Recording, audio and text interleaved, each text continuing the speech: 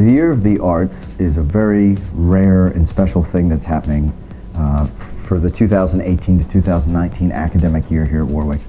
And it's a celebration of a couple things. One is the 30th anniversary of Echoes and Visions, our student literary magazine, which has won some big awards. But 30 years for a magazine is a big anniversary.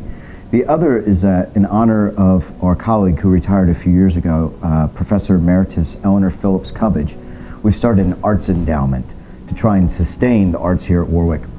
And that endowment is getting close to being fully funded, but not quite yet. And we're hoping to raise awareness, but also raise funds to sustain the arts moving forward. And the other is that we have won, or received, I should say, a grant from Maryland Humanities to foster the theme of marginalized voices and to bring in some writers and artists who can kind of speak to that theme in different ways. So it's been a confluence of these three things happening, and it's leading to this year, which is going to be full of writers and seminars and a lot of celebrating. Echoes and Visions, of course, being our student literary magazine. The best way to do it is to contact one of the two chief faculty editors, Professor Melissa Reddish or Dr. Allison Bartlett, who have been with the magazine for years. Editorial meetings are held a couple times a semester. Students who create creative work, such as poems or short stories or artwork, they can submit online. And if you go to warwick.edu, Echoes and Visions has its own page, and the submission process is online. It's free, it's very smooth. But for folks who are looking for a first chance of publication, it's an incredible opportunity. And then also folks who are interested in being editors and seeing how a magazine is made, that's a great opportunity as well. I've heard nothing but incredible praise and excitement all week. Poet Meg Day, her first book came out a few years ago. It's called Last Psalm at Sea Level.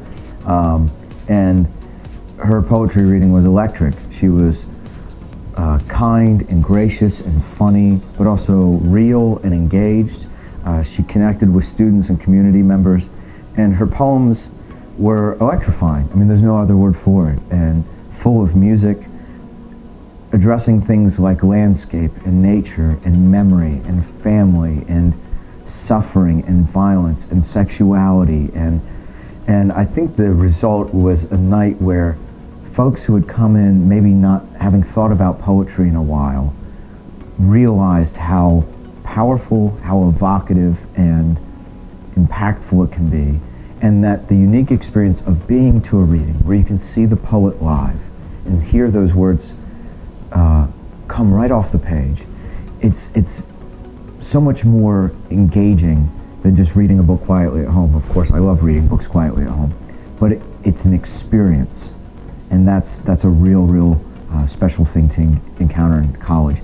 And I'd hope with some of these other events, people who couldn't make Meg Day, they can make these others. That's a tough question.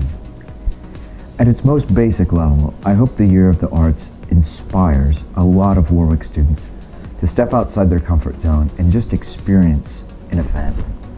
To go see a poet, to go see a writer, to attend a seminar, and we have some seminars in the works too, some outreach activities. But to see their own creativity and their own connection to others, and to have that be fostered in a way that is fun and kind of free of obligation, to just go and check something out and see if you like it.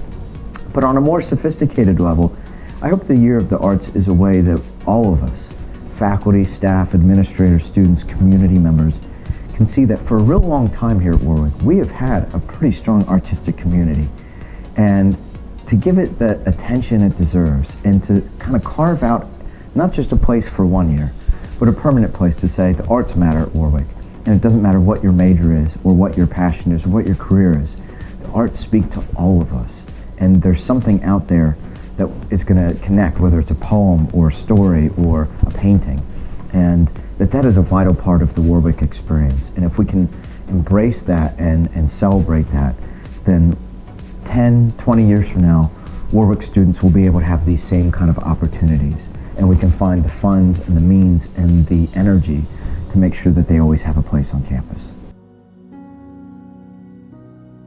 the Year of the Arts is open and free to everyone, that it doesn't matter if you have done any preparation, you don't have to read any work by any of these writers in advance, that there's a seat for you.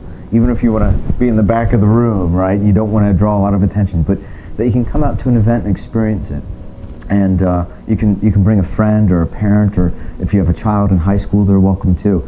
And that part of what we're hoping to do is recognize, acknowledge, and celebrate that the arts are open to all of us. You don't have to be a certain major or have a certain talent or have a certain preoccupation, that it's for all of us. And that spirit of inclusivity, I think, is not only one of our chief values at Wor-Wic, but it's an artistic value as well. There's always a seat open.